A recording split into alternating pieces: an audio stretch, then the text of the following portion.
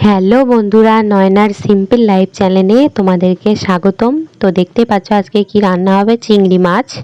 তো একটা থালাতে আমি মশলাগুলো সাজিয়ে নিয়েছি। তো দেখতে পাচ্ছ বাদাম, লঙ্কা, জিরে, টমেটো, পেঁয়াজ, আদা সবগুলো কুচি কুচি করে নিয়েছি। এইবার মশলাগুলোকে মিক্সচার করব। তো মিক্সির মধ্যে মশলাগুলো দিয়ে নিয়েছি।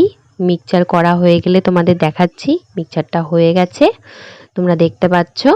এইবার আমি মাছগুলোতে লবণ হলুদ দিয়ে নিয়েছি, মাছগুলো মাখিয়ে নিচ্ছি। তো মাছগুলো ভালোভাবে মাখানো হয়ে গেলে আমি কড়াই গরম হয়েছে কিনা দেখে নেব। যেহেতু আমি উনানে রান্না করছি, তো আমার একটু অসুবিধা হচ্ছে রান্না করতে। তো দেখো, তেল দেওয়ার সঙ্গে সঙ্গেই তেলটা গরম হয়ে গেছে। এবার মাছগুলো দিয়ে নেব আমি। দেখো মাছগুলো ভাজা হচ্ছে। যেহেতু চিংড়ি মাছ ভাজতে বেশি তেল লাগে না, তো চিংড়ি মাছগুলো আমার সব দেওয়াই হয়ে গেছে। চিংড়ি মাছগুলো ভাজা হচ্ছে। আর চিংড়ি মাছ ভাজতে গিয়ে কড়াইয়ে একটু দাগ হয়ে যায়, দেখতে পাচ্ছ তোমরা কেমন একটু কড়াইতে দাগ হয়ে গেছে। তো মাছগুলো আমার ভাজা হয়ে গেছে, আমি তুলে নিয়েছি। এবার আমি ওই কড়াইয়ের মধ্যেই আমি আবার তেলটা দিয়ে নিচ্ছি। যেহেতু আমার একটু তেল ছিল, তার জন্য আমি আর কড়াইটা ধুইনি কিংবা মুছিনি। তো এই তেলটা একটু গরম হতে থাক। গরম হয়ে গেলে আমি দেখতে পাচ্ছ আমি খুন্তি দিয়ে তেলটা নেড়ে নিচ্ছি।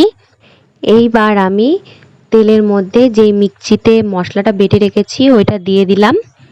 মশলাটা দিয়ে দিলাম। এবার মশলাটা হালকা করে আমি খুন্তি দিয়ে একটু নেড়ে দেব। তো এর মধ্যে আমি পরিমাণ মতো জল দিয়ে দেব। হালকা জল দিয়েছি, যেহেতু মাছটা মাখো মাখো হবে, ওই জন্য বেশিটা জল লাগবে না। তো পরিমাণ মতো জলটা দেওয়া হয়েছে। এর মধ্যে একটু পরিমাণ মতো হলুদ, পরিমাণ মতো লবণ আমি দিয়ে নিচ্ছি। তোমরা তোমাদের পরিমাণ মতো লবণ হলুদ দিয়ে নেবে। তো আমি মশলাটা ভালো করে কষিয়ে নিচ্ছি। তো মশলাটা যতক্ষণ না মশলাটা থেকে তেল ছাড়ছে, হালকা একটু তেল তেল হচ্ছে, ততক্ষণ আমি মশলাটা কষাবো। তো দেখতে পাচ্ছ মশলাটা হালকা তেল ছাড়ছে, রঙটাও গাঢ় হয়ে গেছে। তো এর মধ্যে এবার আমি মাছগুলো দিয়ে নিলাম। এবার মাছগুলো দিয়ে বেশ খানিকক্ষণ কষাবো। এই রেসিপিটা কিন্তু আমি আগেও করেছি। আমি আগে একবার করেছি, আমার কিন্তু খেতে খুব সুন্দর লাগে। আর আমি এই রেসিপিটা শিখেছি আমার মাসি শাশুড়ির কাছ থেকে। তো খুব সুন্দর লাগে, তোমরাও বাড়িতে ট্রাই করতে পারো। তো আমি মাছগুলো দেখতে পাচ্ছ হালকা একটু গাঢ় গাঢ় হয়ে গেছে, তার জন্য একটু জলটা দিয়ে নিচ্ছি। কষানোর পরে একটু জলটা দিয়ে নিলাম। এরপর হালকা একটু নাড়াচাড়া করে ফুটে উঠলে নামিয়ে নেব।